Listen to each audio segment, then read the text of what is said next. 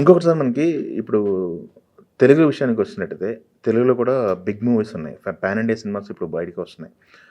ఆ సినిమాలకు పనిచేస్తున్న ఎడిటర్లు, ఎడిటింగ్ వర్క్ చూసిన తర్వాత మీకేమనిపిస్తుంది? తెలుగులో మీకు ఇన్స్పైర్‌గా తీసుకుంటే లేకపోతే తెలుగులో పలానా ఎడిటర్ వర్క్ నాకు బాగా నచ్చుతుంది. నాకు ఆబ్వియస్లీ నాని గారు, శ్రీకర్ గారు, హ్మ్. మార్తాండ్ గారి వర్క్ బాగుంటుంది, చాలా బాగుంటుంది. ఓకే.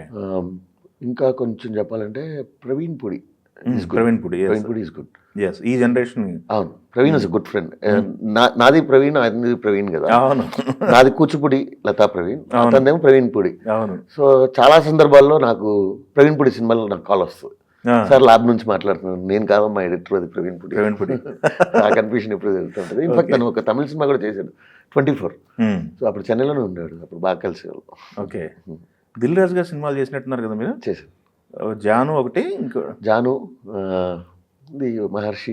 రాజు గారు వచ్చేసి ఎక్కువ ఇన్వాల్వ్ అవుతారంటారు కదా, ఎడిటర్‌తో మాట్లాడటం, స్టోరీ విషయంలో. డైరెక్టర్ కాన్ఫిడెన్స్తో వెళ్ళిపోతారు ఆయన. ఆ! డైరెక్టర్కి కాన్ఫిడెన్స్ లేదు అంటే అప్పుడు ఆయన హిల్ కమ్. బట్ వస్తారు. జనరలీ ఆయన he doesn't get involve. Yes.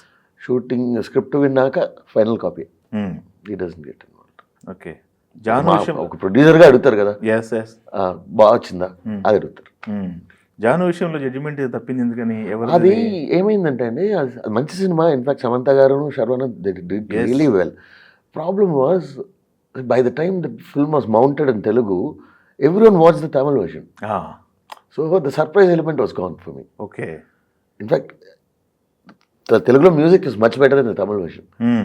I love those songs. కాకపోతే ఎక్స్పోజ్ అయిపోయింది ఎస్. అది. తమిళ్లో విజయ్ సేతుపతి, త్రిష గారు కదా. And it become huge hit back then. So everyone watched it.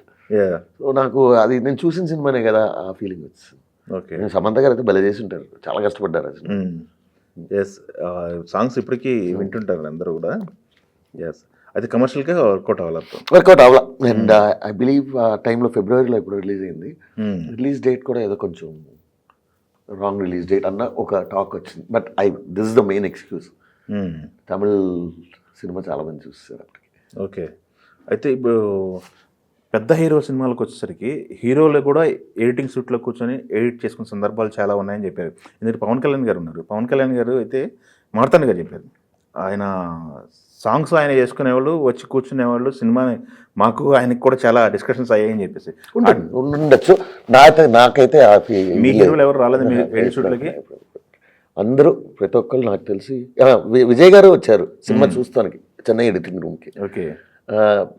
లేకపోతే మోస్ట్లీ పెద్ద ఇన్వాల్వ్మెంట్ ఏం లేదు. ఎందుకంటే ఒక ఫైట్ సీక్వెన్స్ చేసిన, ఒక సాంగ్ చేసిన పవన్ కళ్యాణ్ గారు ఏంటంటే అండి, ఆయనకి ఫైట్స్ బాగా నచ్చుతాయి ఆయనకి.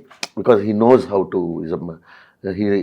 కొరియోగ్రాఫ్ కూడా, స్టంట్ కొరియోగ్రాఫర్ చేశారు ఆయనకి చాలా ఇష్టం అది చేయటము. ఇప్పుడు కాదు మరి, ఆయనకు గుర్తుందో లేదు, 99లో చిత్రలేఖ అని చెప్పి ఒక స్టూడియో ఉండేది మన తెలుగుదేశం పార్టీ ఆఫీస్ పక్కన. అప్పుడు ఆయనకి షోరీలు కట్ చేసి ఇచ్చాను నేను. అప్పట్లో ఆయన షోరీలు. ఓకే. అప్పుడు ఎడిటింగ్ రూమ్కి వచ్చారు నాకు తెలిసి. ఆ తర్వాత ఇంకా ఎవరు, అది ఆయన షోరీలు కాబట్టి ఆయన వచ్చారు.